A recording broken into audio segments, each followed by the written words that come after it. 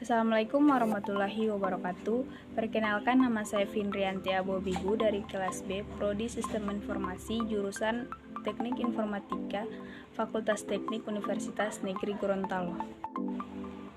Tujuan saya untuk membuat video ini yaitu untuk memenuhi salah satu tugas dari mata kuliah Sistem Basis Data. Selanjutnya, definisi normalisasi.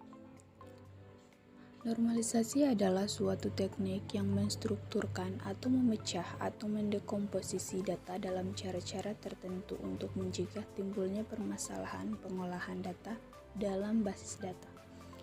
Permasalahan yang dimaksud adalah berkaitan dengan penyimpangan-penyimpangan yang terjadi akibat adanya kerangkapan data dalam relasi dan inefisiensi.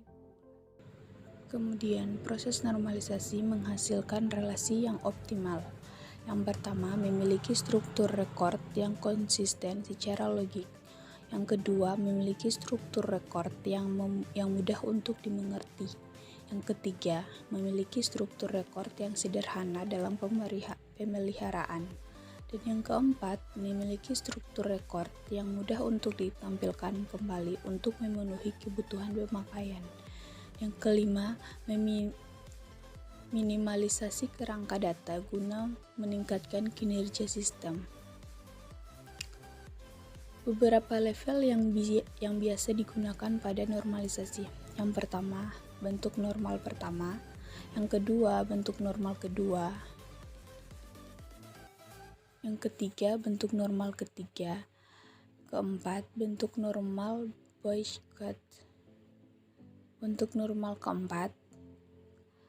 Dan yang kelima, bentuk normal yang kelima. Nah, di sini saya akan menjelaskan bentuk normal yang pertama.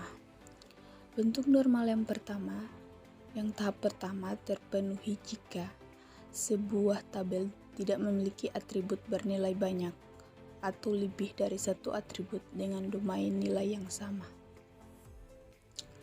Kriteria normalisasi tahap pertama. Yang pertama, jika seluruh atribut dalam relasi bernilai atomik.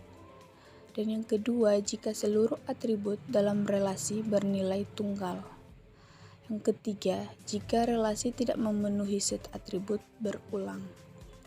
Keempat, jika sebuah rekord mempunyai sejumlah atribut yang sama. Bentuk normal pertama. Nah, kemudian bentuk normal pertama. Bentuk normal pertama tidak diperoleh adanya pertama, atribut yang bernilai banyak. Yang kedua, atribut komposit atau kombinasi dari keduanya. Maka, harga domain atribut harus merupakan harga atomik. Nah, di sini ada salah satu contoh tabel yang tidak memenuhi syarat. Yang pertama, di sini sudah ada NIM. Dalam tabel tersebut sudah ada NIM atau nomor induk mahasiswa, kedua nama dan hobi. Nah, ini merupakan contoh tabel yang tidak memenuhi syarat. Nah, kemudian bentuk normal yang pertama. Permasalahan dalam bentuk normal yang pertama ini, pertama tidak dapat menyisipkan informasi parsial. Yang kedua, terhapusnya informasi ketika menghapus sebuah rekord. Yang ketiga, pembaharuan atribut non-kunci mengakibatkan sejumlah rekord harus diperbaharui. Nah, yang kemudian, bentuk normal yang kedua. Relasi disebut dua normal form bila pertama memenuhi kriteria yang bentuk normal yang pertama. Kedua, semua atribut non-kunci. Permasalahan dalam normal kedua. Pertama, kerangkapan data. Kedua, data inkonsistensi.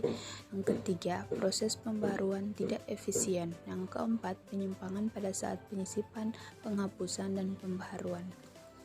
Selanjutnya, bentuk normal yang kedua. Bentuk normal yang kedua terpenuhi dalam sebuah tabel jika telah memenuhi bentuk normal yang pertama dan semua atribut selain primer key secara utuh memiliki fungsional dependensi pada primer key. Kedua, sebuah tabel tidak memenuhi normal yang kedua jika ada atribut yang ketergantungan. hanya bersifat parsial saja dan hanya tergantung pada bagian dari primary key. Yang ketiga, jika terdapat atribut yang tidak memiliki ketergantungan terhadap primary key, maka atribut tersebut harus dipindah atau dihilangkan. Nah, selanjutnya di sini ada contoh yang pertama. Di dalam tabel ini ada NIM, nama mahasiswa, alamat, ada kode MK, ada mata kuliah, SKS, dan nilai. Nah, dalam tabel ini memenuhi satu normal, tetapi tidak termasuk dua normal form. Nah, di sini kita bisa lihat bersama contohnya. Nah, contoh yang kedua itu tidak memiliki dua normal form karena NIM kode MK yang dianggap sebagai primary key, sedangkan NIM kode MK itu nama mahasiswa. Bisa NIM dan kode MK itu bisa jadi alamat, NIM kode MK itu mata kuliah, NIM kode MK bisa SKS, selanjutnya NIM kode MK nilai huruf. Ya, tabel tersebut perlu didekomposisi menjadi beberapa tabel yang memenuhi syarat dua normal form. Nah, di sini contoh ketiga. Pertama, faksional definisi sebagai berikut. NIM kode MK itu nilai huruf. Satu. Kemudian NIM itu bisa jadi ada dalamnya nama mahasiswa dan alamat.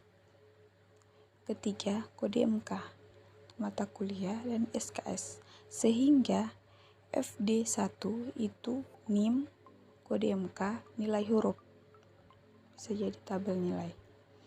Kedua, FD2 NIM nama mahasiswa, alamat, itu bisa jadi tabel mahasiswa. Ketiga, FD3 itu ada kode MK, mata kuliah dan SKS, bisa jadi tabel mata kuliah. Nah, selanjutnya ada normal form yang ketiga. Suatu relasi disebut memenuhi tiga normal form jika yang pertama memenuhi kriteria dua normal form. Yang kedua, setiap atribut non-kunci tidak TDF atau terhadap peka. Permasalahan dalam tiga normal form adalah keberadaan penentu yang tidak merupakan bagian dari peka penghasilan duplikasi rincian data pada atribut yang berfungsi sebagai FK. Cara mengubah dua normal form menjadi tiga normal form. Yang pertama, identifikasikan TDF relasi dua normal form. Kedua, dekomposisi relasi dua normal form menjadi relasi-relasi baru sesuai TDF. Bila menggunakan diagram, maka simpul-simpul yang berada pada puncak diagram akan tergantungkan data terhadap sebagai peka pada relasi baru. Misalnya, relasi itu R dengan sifat sebagai berikut.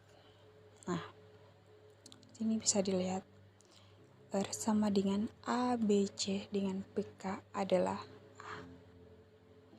Kemudian FD berbanding dengan RB itu menjadi RC.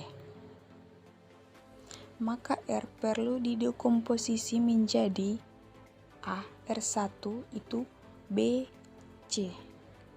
Kedua, R2 AB itu bisa FK menjadi B referensi R1. Nah, di sini contohnya. Pertama, tabel mahasiswa berikut memenuhi syarat dua normal form tetapi tidak memenuhi tiga normal form. Nah, bisa dilihat di sini ada NIM, nama mahasiswa, alamat, kota, provinsi, kode pos.